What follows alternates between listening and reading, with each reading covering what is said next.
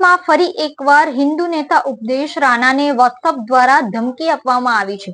છેલ્લા એક મહિનાથી આઈએસઆઈ દ્વારા ઉપદેશ રાણાને ધમકી આપવામાં આવી હોવાનો ઉપદેશ રાણા દ્વારા ખુલાસો કરવામાં આવ્યો છે। સુરતમાં રહેતા હિન્દુ નેતા અને સમાજ સેવક એવા ઉપદેશ રાણાને ફરીથી એકવાર ધમકી મળી છે। વિગતો મુજબ ઉપદેશ રાણાને વોટ્સએપ કોલ દ્વારા ધમકી આપવામાં આવી છે। વોટ્સએપ કોલ દ્વારા બોમ્બથી ઉડાવી દેવાની ધમકી મળી હોવાનું સામે આવ્યું છે।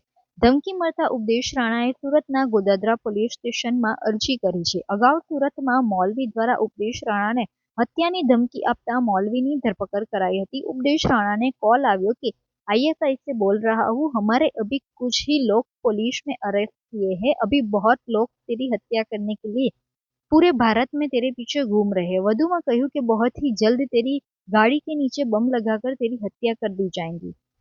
માહિતી મુજબ છેલ્લા એક મહિનાથી આઈએસઆઈ દ્વારા આવી ધમકીઓ આપવામાં આવી રહી છે। નોંધનીય છે કે આઈએસઆઈ દ્વારા ધમકીઓ આપવામાં આવી રહી છે, જેના કારણે ગતરોજ ગોડાદરા પોલીસ સ્ટેશન ખાતે ઉપદેશ રાણા દ્વારા ફરિયાદ નોંધાવવામાં આવી હતી। વધુમાં જાણવા મળ્યું કે સરકાર પાસે સુરક્ષા વધારવાની માંગ કરવામાં આવી છે। નોંધનીય છે કે ઉપદેશ રાણાને સરકાર દ્વારા એક્સ કેટેગરીની સુરક્ષા આપી છે। જો કે એક્સ કેટેગરીની સુરક્ષા માત્ર ગુજરાત પૂરતી છે। સામાજિક કાર્યો માટે अन्य राज्यों प्रवास होवाથી सुरक्षा વધારવા માટે પણ માંગણી કરવામાં આવી છે। उपदेश राणा सनातन संघ चेयरमैन एफआईआर गोडादरा पुलिस ने कल दर्ज की है। देखिए, अप्रैल मई में घटना हुई थी।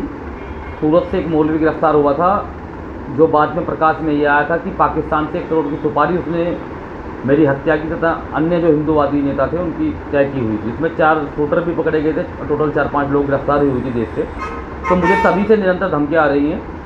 धमकियाँ इस प्रकार से आती हैं कि उपदेश राणा अपनी लोकेशन भेज, हम आईएसआई से बोल रहे हैं, अभी हमारे कुछ लोग पकड़े गए हैं, बहुत लोग अभी बाकी हैं, तेरी गाड़ी के नीचे बम लगा दिया जाएगा, तेरी गर्दन काट दी जाएगी। तो मैं निरंतर सारी जो आवेदन थे इनसे संबंधित मैं लोकल पुलिस स्टेशन में, गुजरात से बाहर भी जहाँ मुझे धमकी आती थी वहाँ पर निरंतर मैं दे रहा था।